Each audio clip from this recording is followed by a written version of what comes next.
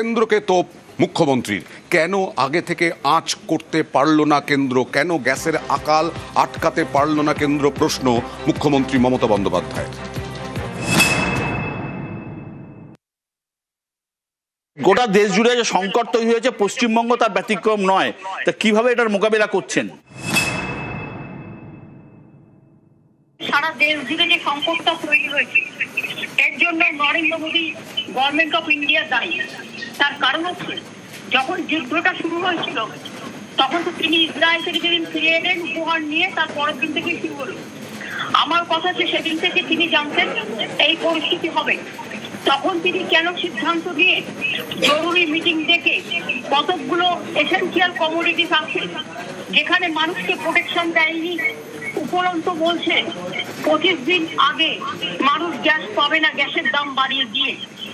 যদি আমি সাবসিডিও দিতে চাই তাতে কোনো লাভ হবে না, কারণ সাপ্লাই চেন যদি বন্ধ হয়ে যায় তাহলে কিন্তু মনে রাখবেন সমস্ত গ্রাম বাংলা থেকে শহর পর্যন্ত, এমনকি ট্রান্সপোর্ট থেকে শুরু করে, হেলথ সেক্টর থেকে শুরু করে, মিড ডে মিল থেকে শুরু করে, ICDS থেকে শুরু করে, অটো থেকে শুরু করে, যারা গ্যাসে চালায় তাদের সবার পক্ষে কিন্তু প্রবলেমেটিক হয়ে যাবে।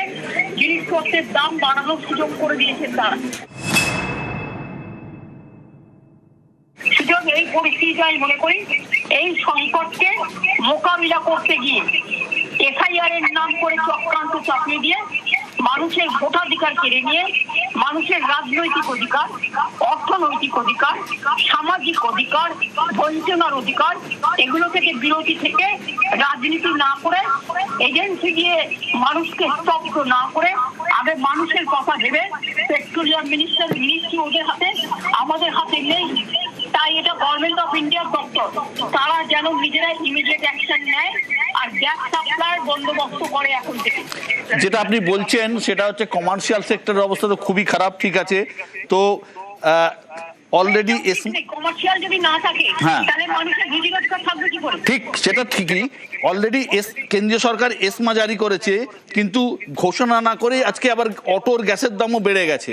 সুতরাং সেই জায়গা থেকেও একটা অটোওয়ালারা 5 টাকা 6 টাকা করে এক্সট্রা নিতে শুরু করেছেন, পাবলিকের মধ্যে ক্ষোভ রয়েছে।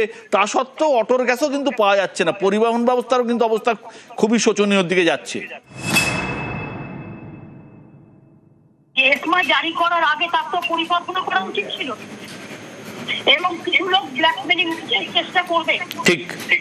সেখানে তাদের রিকোয়েস্ট করতে হবে, জোর করে নয়, ভালোবেসে বলতে হবে এই সময়টা মানুষ যেখানে বিপদে আছে, সেখানে আমাদের যুদ্ধকালীন পরিস্থিতিতে মানুষের সমস্যার সমাধান করতে হবে, এবং ব্ল্যাকমেলিং বা হোর্ডিং করার এটা টাইম নয়।